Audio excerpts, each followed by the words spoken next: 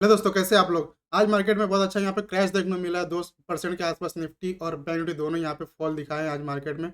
Nifty के chart पे को देखेंगे तो बहुत बड़ा रेड बॉडी देखने को मिलेगा। बैंक निफ्टी के चार्ट पे देखेंगे तो रेड बॉडी देखने को मिलेगा। अब ये जो देखिए, हम लोगों ने जो प्रेडिक्शन किया था कि इस तरह से कि होने के चांसेस बहुत ज़्यादा है इस लेवल के आसपास, जब हाई के आसपास था बैंक निफ्टी, उसी के आसपास हम लोगों ने अंदाज़ा लगाया था, क्योंकि यहाँ पे एक ट्रैप क्रिएट किया है।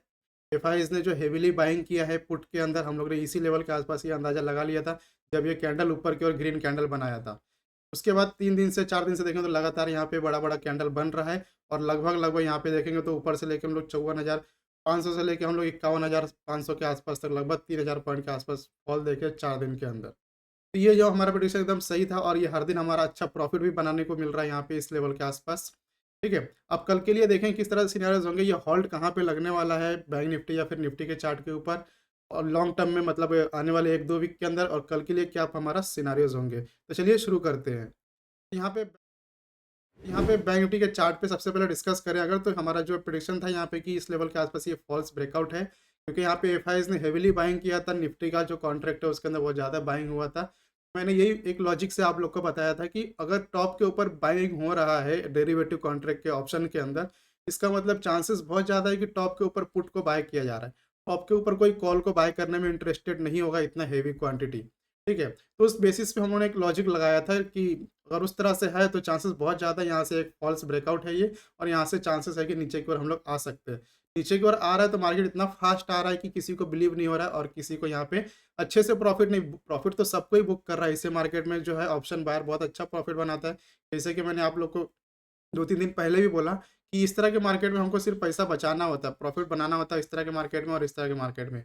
तो प्रॉफिट तो सब लोग बनाएँगे इस तरह के मार्केट में, लेकिन अगर आप लोग ये बड़े-बड़े मूव कैप्चर नहीं कर पा रहे हो, तो चांसेस बहुत ज़्यादा है कि आगे जाके आप फँसने वाले हो। क्योंकि फिर से मार्केट क्या होगा, एक बिहेवियर होता है मार्केट का, कि अगर इस तरह से नीचे आ रहा है, एकदम फ्री फॉल नीचे की ओर आ रहा है, तो मार्केट जब एकदम साइडवेज या फिर स्टक होगा, तो फिर इसी टाइप के मतलब एक ज़ोन बनाएगा इस लेवल के आस-पास, चाहे इस लेवल के आस-पास, जहाँ भी बनाए, स्टक होगा तो यहाँ पे हमको लॉसेस देने पड़ेंगे, तो आपको रिमेंबर करना है। तो यहाँ पे हम जो प्रॉफिट बनाए रहेंगे बड़े-बड़े टारगेट लेके, वही हम लोग को यहाँ पे मैनेज करेगा, यही हमको बैलेंस करेगा। अगर हम लोग मान लेते हैं एज़ यूजुअल बाकी नॉर्मल जैसा ट्रेडिंग करते हैं, उस तरह से अगर हम लोग यहाँ पे प्लान कर रहे हैं कि हम छोटा ट्रेड लेके, छोटा टारगेट लेके चले जा रहे हैं, फिर दिन भर बैठ के मार्केट को देख रहे हैं, गिर रहा है, गिर रहा है, गिर रहा है, तो इस तरह से हमारा काम नहीं चलेगा।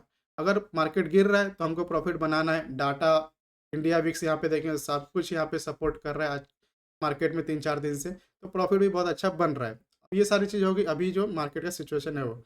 अब ये दूसरा क्वेश्चन हमारा कि हॉल्ट कहाँ पे लगेगा? हॉल्ट देखिए, इस तरह से अगर हम लोग ट्रेल लाइन मार्क करें चार्ट के ऊपर बैंक निफ्टी के, तो यहाँ पे आप लोगों को साफ-साफ दिख रहा होगा इस लेवल के आस-पास कहीं पे एक हॉल्ट देखने को मिल रहा है, 51,300। लेकिन ये भी एक ट्रेल लाइन जो है ज़्यादा मतलब स्ट्रॉन्ग नहीं है। अगर इसके आस-पास हॉल्ट लेता है वेल एंड गुड, बहुत अच्छी बात है। अदरवाइज़ यहाँ पे इसको भी ब्रेक होने के चांसेस है।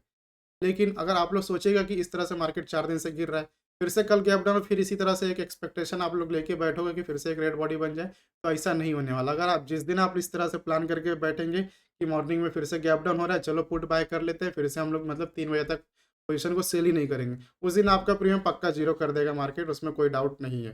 तो इस तरह से भी हमको एकदम नहीं लेके चलना है, डाटा को ऑब्ज़र्व करना है, सिनेरियोज़ देखने हैं, मार्केट का सेंटिमेंट क्या है, सारे सेक्टर किस साइड में हमको मतलब शो हो रहे हैं, वो सारी चीज़ें देखने के बाद हमको पोजीशन बनाना है कॉन्फिडेंस के साथ। तो यहाँ पे हमारा जो ट्रेड है बहुत अच्छा चला है, दोनों ट्रेड जो हीरो ज़ीरो ट्रेड या फिर नॉर्मल ट्रेड है, दोनों में हम लोग बहुत अच्छा प्रॉफिट, डबल से भी ज़्यादा प्रॉफिट चला है यहाँ पे। ये हम लोग को देख लिया कि यहाँ पे हॉल्ड लेगा, तो 51,300 के आस-पास अभी हॉल्ड दिख रहा है करंट सिचुएशन के हिसाब से, ट्रेल लाइन के हिसाब से। ये तो हो गया बैंक निफ्टी के ऊपर। सिमिलरली अगर निफ्टी पे देखें, तो निफ्टी में देखिए वो जो ट्रेल लाइन की बात हो रही है वहाँ पे बैंक निफ्टी में, वो ट्रेल लाइन यहाँ पे ऑलरेडी क्या हो चुका है, ब्रेक हो चुका है। अगर हम लोग यहाँ से गौर से देखेंगे तो ट्रेल लाइन क्या हो चुका है, यहाँ पे ब्रेक करके नीचे क्लोजिंग दिया है। हालाँकि मेरा एक्सपेक्टेशन यही था कि लगभग-लगभग इसी लेवल के आस-पास हम लोग स्टॉप लगा लें। मतलब जो है 25,390 380 के आस-पास आके हॉल्ट ले ले, ये मेरा एक्सपेक्टेशन था। लेकिन फर्दर वहाँ से भी देखेंगे तो 130 140 पॉइंट डाउन साइड में आके क्लोजिंग किया है निफ्टी ने।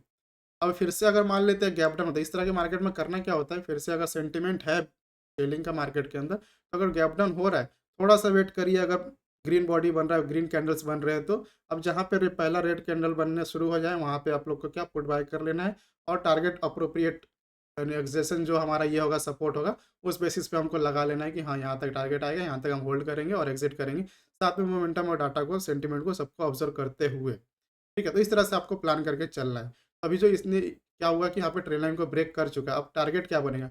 तो इस तरह से अगर ट्रेल लाइन ब्रेक होता है तो एक सिंपल सा एनालिसिस होता है कि टारगेट जो होता है नेक्स्ट इमीडिएट जो सपोर्ट होता है, वो बनता है। इसका मतलब क्या है यहाँ पे 25,000 का लेवल जो है, ये हमारा एक सपोर्ट बनेगा। मतलब 250 पॉइंट निफ्टी के अंदर और आ सकते हैं नीचे की ओर, अभी के हिसाब से जो सिचुएशन देखने को मिल रहा है उस बेसिस पे।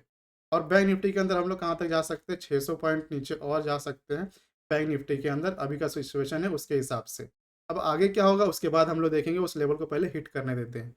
ऐसा चांसेस भी है कि यहाँ पे मान लेते हैं अगर गैप अप होते हैं, गैप अप होगा तो फिर से एक हॉल्ट कैंडल बनाएगा और वोलेटाइल होने के चांसेस है। लेकिन मुझे अभी थोड़े चांसेस कम लग रहे हैं। चांसेस क्यों कम लग रहे हैं? क्योंकि मार्केट के अंदर आप लोग को पता है कि सेबी का सर्कुलर है, आया हुआ है, ठीक है? तो सेबी का सर्कुलर आया हुआ है तो बाकी लोग देखिए देखिए मैं भी मतलब थोड़ा-सा देख रहा हूँ कि ट्रेंड क्या चल रहा है, अभी के हिसाब से क्या चेंजेस हो रहे हैं और लोग इस पे क्या रिएक्ट कर रहे हैं। लोग इस तरह से रिएक्ट कर रहे हैं कि ऑप्शन बायर के लिए सब कुछ खतरा है।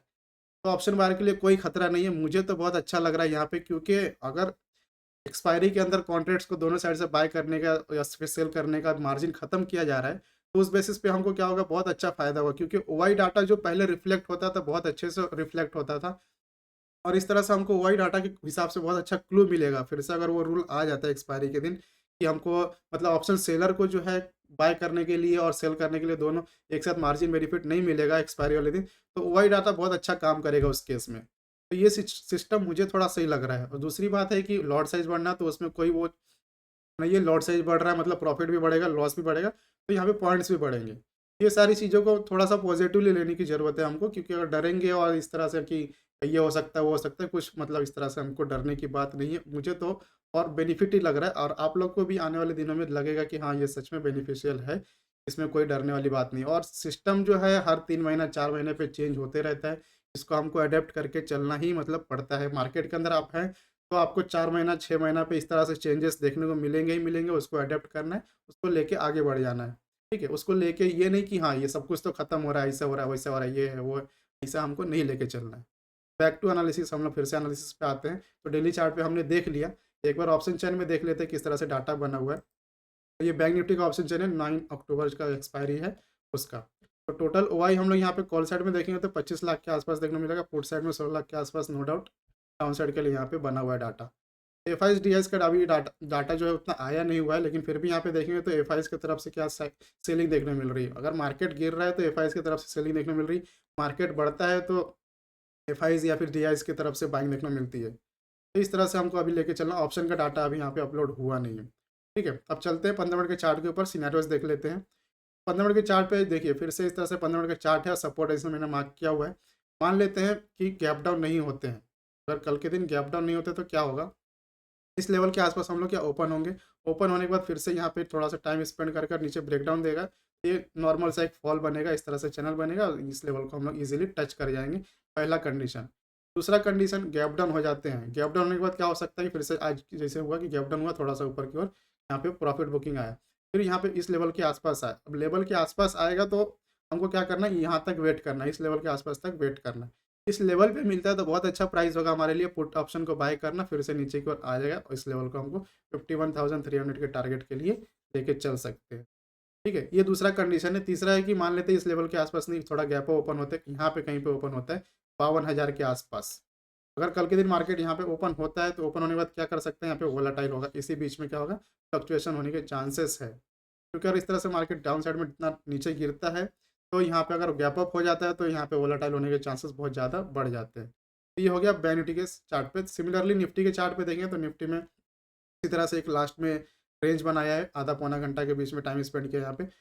अगर मान लेते हैं उसी तरह से मार्केट इस रेंज के अंदर ओपन होते हैं और फिर से एक रेड बॉडी का फॉर्मेशन होता है, तो सेलिंग कंटिन्यू हो जाएगा। उस केस में हम लोग 25,130 का लेवल एक्सपेक्ट करके चल रहे हैं मिनिमम। उसको ब्रेक करेंगे तो 25,100, 25,050 का लेवल। तो इस तरह से सीधा-सीधा नहीं आएगा, थोड़ा जिस तरह से इस फैशन में आया है, उसी फैशन में हम लोग यहाँ पे एक्सपेक्ट कर सकते हैं सिमिलरली। दूसरा यहाँ पे मान लेते हैं गैप अप होते हैं तो फिर से इस रेंज में वोलेटाइल होने के चांसेस हैं।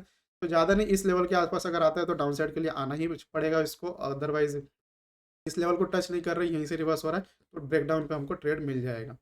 तो मैं आशा करता हूँ आप लोग को ये एनालिसिस पसंद आएगा। वीडियो पसंद है तो वीडियो को लाइक करिएगा, चैनल पे नए हैं तो चैनल को सब्सक्राइब कर लीजिए। मिलते हैं नेक्स्ट वीडियो में। Thank you.